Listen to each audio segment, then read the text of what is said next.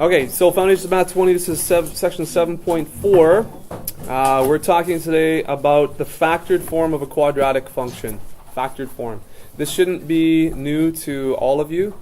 This is something that you probably should have seen before, especially the factoring part, okay? So factoring is super important in high school math and all math, but we've spent a lot of time on factoring. And what we're going to do is we're going to see how the factored form of a quadratic equation can lead us to the solutions of that equation.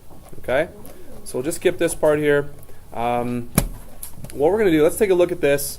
Sketch the graph of quadratic function. So I'll just do that quick on the calculator here. So as we graph this, we see that the parabola is not on the is not entirely on the screen.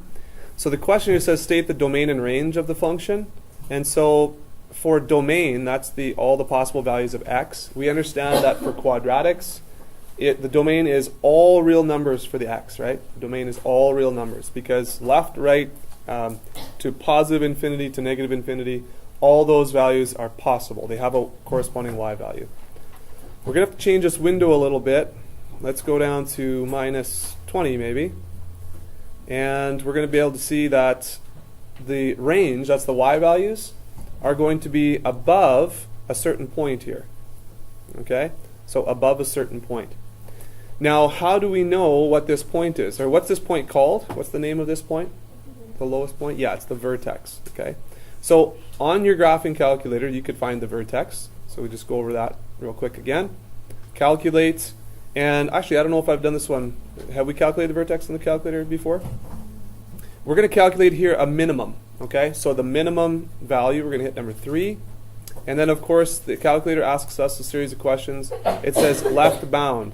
So you want to move the cursor over to somewhere to the left of that vertex.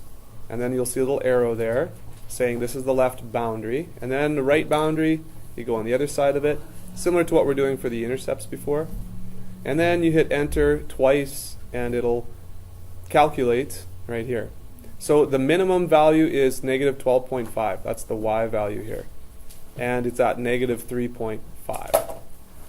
Okay? So your range, the range would be y is greater than or equal to negative 12.5. Okay? All right, so that's graphing. So what do they do here? They factor this quadratic. Okay, and so you might have to kind of reach back into the memory banks for factoring polynomials and quadratics. You can take a greatest common factor out. That's what you do first. We remove a 2, put it outside, and we're left with x squared plus 7x plus 6. And then in this case, you try and find two integers that multiply to positive 6, add to positive 7, and of course that's 6 and 1. Okay, so from the graph we can calculate the vertex, but we can also use factoring to figure out a number of things. One of the things is the intercepts. Okay, and again, that would be the solutions. And we're going to use those solutions to find the vertex as well. So, factored form. Let's just clip this. Whoops, that's from last class. Let's clip this into our notes here. And you can jot this down.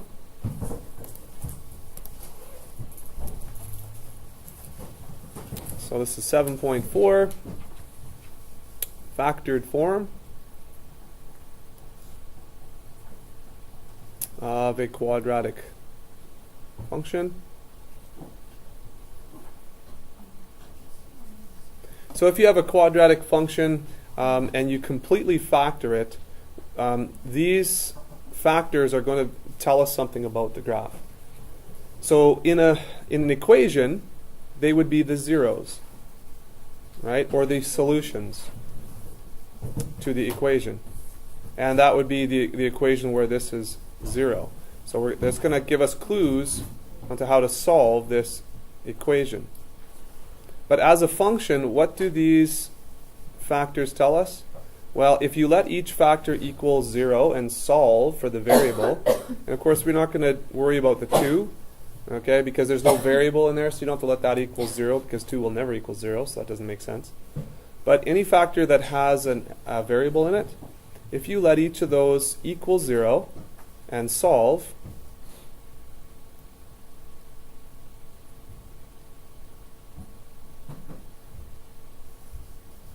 okay, you let those equal 0 and solve, those solutions are going to be your what?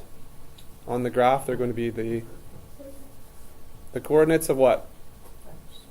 Yeah, they're going to be your x-intercepts. Okay? So it's going to look something like this. It's going to go through there. It's going to come down to a minimum point and go up through there. All right, so when you factor, this is called using the zero product principle. And you've probably heard me say that. I've definitely brought that up. We've talked about this in previous classes, but the zero product principle means that if you have an equation and you factor it, the zeros of those factors would be the solutions. So you let each factor equal 0 and you solve. Okay, so how does that help us with the vertex? It just does, okay? How do we find the vertex there? Well, what you need to know about parabolas is that they're symmetrical, right? And there is an axis of symmetry that goes right through the vertex, right? And so whatever the midpoint is between any 2 points that are horizontal on the graph, so that would be the midpoint between these 2 points, or the midpoint between those 2 points, or the midpoint between these 2 points, that would be the x value there would be the axis of symmetry. Okay? So what's the midpoint between 6 and 1, or negative 6 and negative 1? How do you find that? Okay, 3 is your guess? Okay, 3 is pretty close to being in the middle, but how do we know for sure? So if you add them up and divide by 2, do you think that's going to give us the midpoint? Is that going to give us an average? Well, let's see. So that's negative 7 over 2, which is negative 3.5. Okay?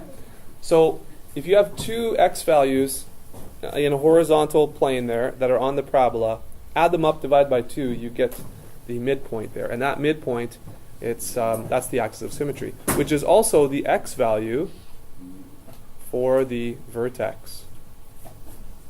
And of course, we go back to the graph, and we turn that back on. We can see that, look at this, is the x value for the vertex there, negative 3.5. So if you plug negative 3.5 into your original equation, or into the factored form, it doesn't really matter, then you would get a y value, or an f of x value, and that would be the other coordinate of your vertex, so negative 12.5. Okay, so from the factored form, we can find the intercepts, the x-intercepts. We can also calculate the vertex that way. Okay. Does anybody know what this 2 tells us? What does that 2 tell us? Or what is the 2 in this equation? What value what does that 2 represent? Okay, so it's twice as narrow as usual. So 2 is the a value, right? So 2 is the a value. So if you have a 2 out here as a factor, or a number out here as a factor, that's going to be your a value. And that is if both of these are 1 in here. But as you can work that back up, this is your a value. So a normal opening would look maybe something like this. That would be normal, where a is 1. So a is 2, it's a little bit narrower. Okay? Any questions there so far?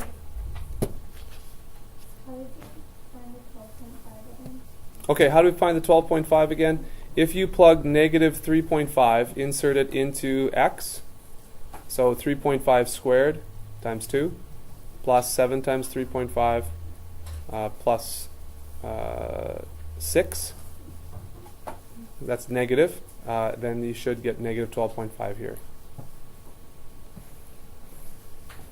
Okay, any other questions?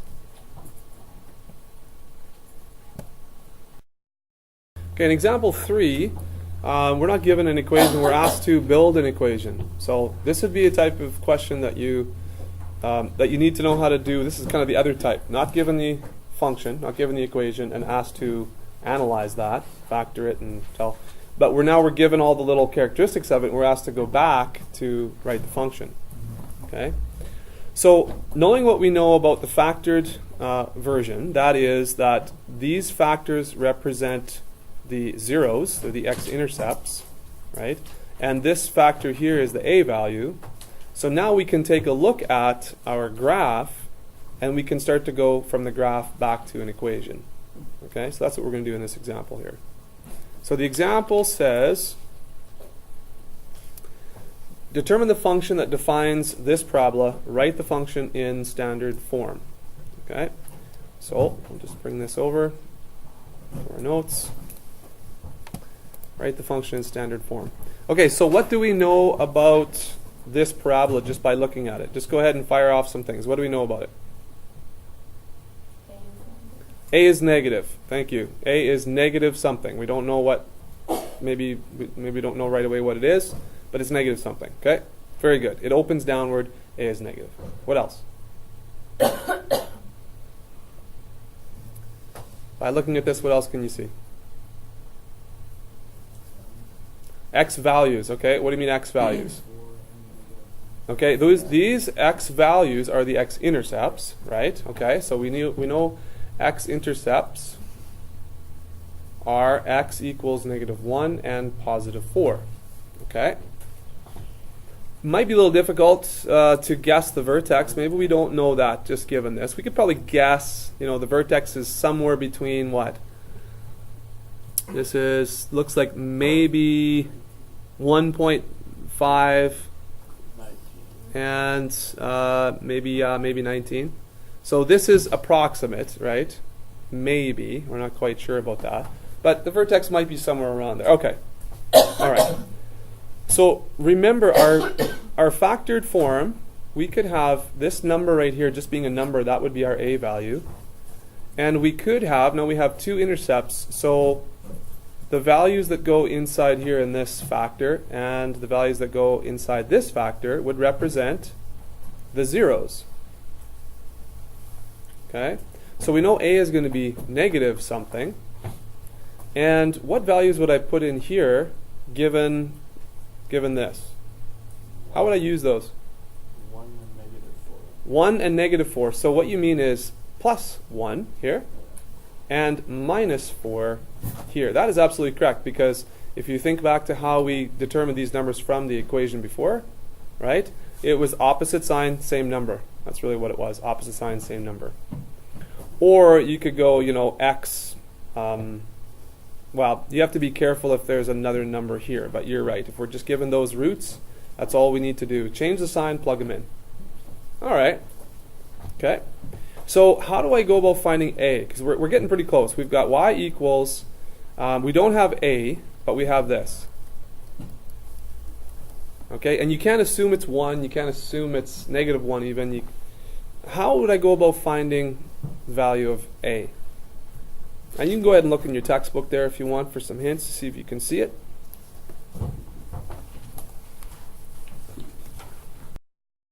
All right, so some good ideas there. Basically what we need to do, and you were right in the last thing you said, was we need to choose one single point that we know is on this parabola. Vertex is a bit of a guess. Can't use that one. Don't use that one. But a point that we know that's on there, this one, 0, 12. That's good. You could use the x-intercept point, so you were close when you said that. You could put 4, 0 into the equation. Now where do we put them into? Well, let's say we use that 0, 12. This is x and this is y. And I know that's on the parabola. So if I put in 12 in for y, and I put 0 in for each of the x's, then I have this. 12 equals a times 0 plus 1 times 0 minus 4. And I can now solve for a.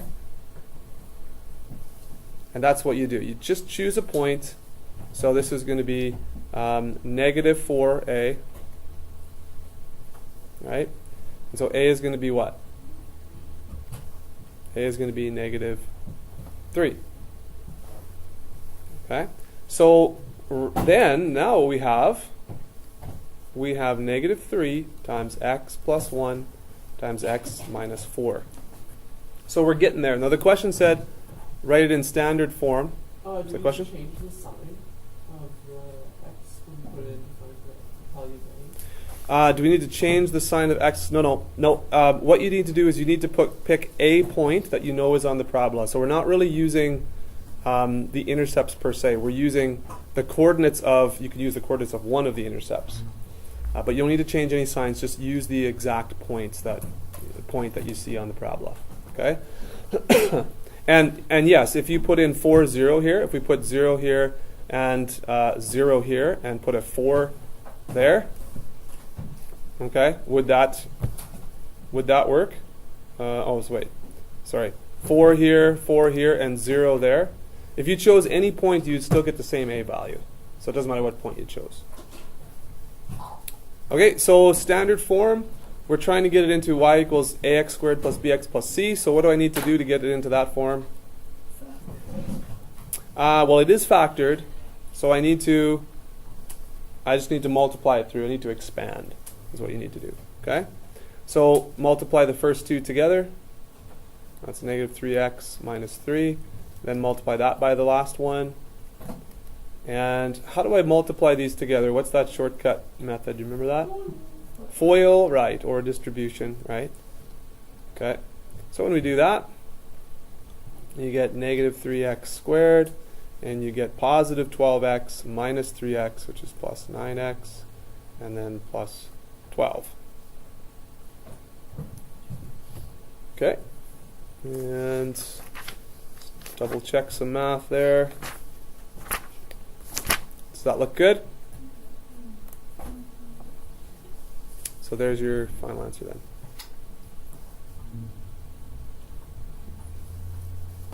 Okay, any questions about that?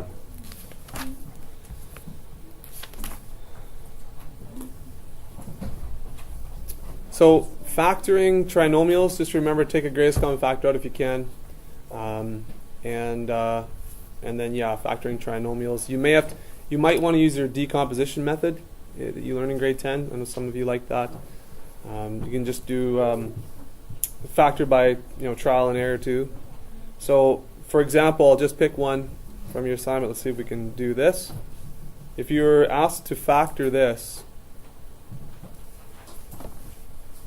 factor that one right there. So can I take a common factor out there? No, 2 is not a factor of 7, so we can't take 2 out of there. So what you're going to try and do is you're going to try to do this. Is there any way that you can factor this? So 2x and x are going to be the first terms in those factors. And the last terms have to be factors of 7, right? So that's prime, so that's nice. So it's either going to be 7 and 1 or 1 and 7. So what's it going to be? Is it going to be this? Well, let's test that out. So that's going to be 2x and 7x. That doesn't work. Or anything else that might be? And it could be that this is not factorable, but we want to test it out, right? So that's 14 and 1 is 15. Oh, that's not working. Okay. So can we factor this way? Because sometimes you can't. Can you? No. Are there any other pairs? No other pairs. Okay. So what are we going to do then? Where are we going to go from there?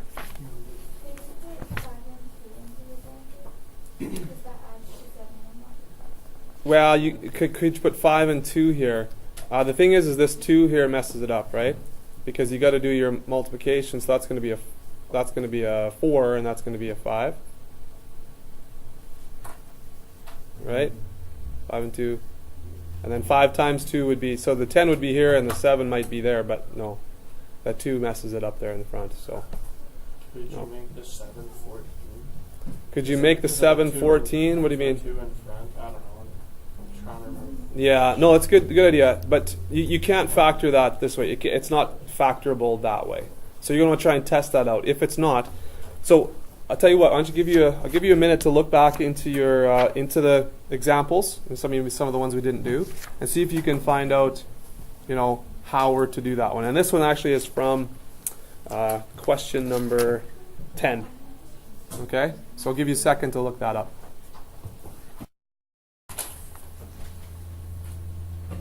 So question number 10 says use partial factoring. And it actually, the question says, use partial factoring to determine 2 points that are the same distance from the axis of symmetry. It's a bit of a different type of question. But are there parts of this equation that have a common factor? So think about that. What about the first two terms here? All right. So what if we did this? What if I took out a common factor just from the first two terms? What would I end up with? Okay, if I just looked at the first two terms, I would have this. So these aren't the zeros, right? Because we have this plus 7 here. They aren't the zeros of the function. But what could this tell us? What values are associated with each of these factors if I let these equal 0? If I let this factor equal 0, what would x be? 0. If I let this factor equal 0, what would x be? -5, right? Okay, now we do have this plus 7, so these are not the x-intercepts, but what are these?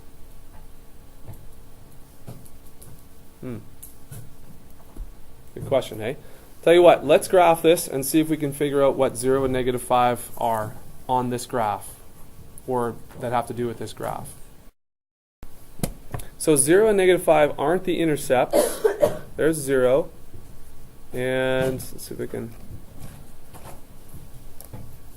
0 and -5. Okay? But they aren't the intercepts, but guess what? If I add 7 to each of these, 0 and -5, if I add 7, where does that take us to? That takes us to this point and this point. Okay, if I can get there. So -5. See that? So what this tells us is that these are x values that are the same distance from that axis of symmetry. So they provide two boundaries where the axis of symmetry. Girls, you listening? Hey, turn around here. Okay? And we're almost done. Okay? Those provide the boundaries where the axis of symmetry is right in the middle. Okay? So again, 0 and -5. And the whole plus 7 thing, you add 7 to each of these. So you have a 0, and then the y value isn't 0, but it's plus 7. This is the x value, and then plus 7 gives you your y value. So if the question says to determine the axis of symmetry, well, you find out what's exactly in between these. So 0 plus -5 over 2 is -2.5. So x equals -2.5 is your axis of symmetry. All right. And so that means that you can use this x value, plug it into the original equation here and here to find the y value for the vertex. That's the next question there, next part of 10. And then you can sketch the graph. Okay? So just a heads up with this partial factoring. And I believe coming up, yeah, in 7.6 looks like we're going to have to use this partial factoring, and we're going to be doing something called completing the square to change from standard form to vertex graphing form. I believe that's coming. Okay, any questions? So that's for number 10 is partial factoring. Sorry? Did you pay for